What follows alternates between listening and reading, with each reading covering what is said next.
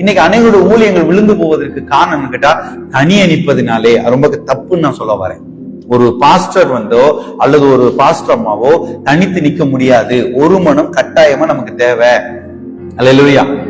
ஒரு மனம் நமக்கு வேணும். ஒரு மனம் என்பது முதலாவது எங்க இருந்து ஆரம்பிக்கணும்னா நம்மளுடைய ஆவிக்குரிய வாழ்வில் இருந்து ஆரம்பிக்கணும், அப்புறம் நம்ம குடும்பத்துல ஆரம்பிக்கணும், அப்புறம் சபையில ஆரம்பிக்கணும், அப்புறம் தான் எல்லாமே சமுதாயம் எல்லாம் அப்புறம் நெக்ஸ்ட். முதல்ல என்னிலிருந்து, அப்புறம் என் குடும்பம், அப்புறம் நான், அப்புறம் குடும்பம், அப்புறம் சபை. இதை நீங்க ஒருமனப்படுத்தணும். பாஸ்டர் யோசிப்பாரு, விசுவாசி ஒண்ணு யோசிப்பாரு. நான் ஒரு சில இடத்துக்கு இப்போ சமீபத்துல போயிருந்தப்போ பாஸ்டர் சொல்றாரு, கேட்கவே மாட்டேங்கிறாங்க. பாஸ்டர் முன்னாடி வாங்க வர மாட்டேங்கிறாங்க, எழுந்து நில்லுன்னா நிக்க மாட்டேங்கிறாங்க, முன்னாடி வந்து பாடுங்கன்னா பாட மாட்டேங்கிறாங்க. அப்ப பாஸ்டர் அந்த ஒருமனம் ஏன் இது இல்லாம போகுது அப்படின்னு கேட்டா நமக்கு அந்த சத்தியத்தினுடைய ஆழம் புரியல. நீங்க ஒருமனப்பட்டிருந்தால் சாத்தானை எதிர்க்க முடியும். அல்லேலூயா.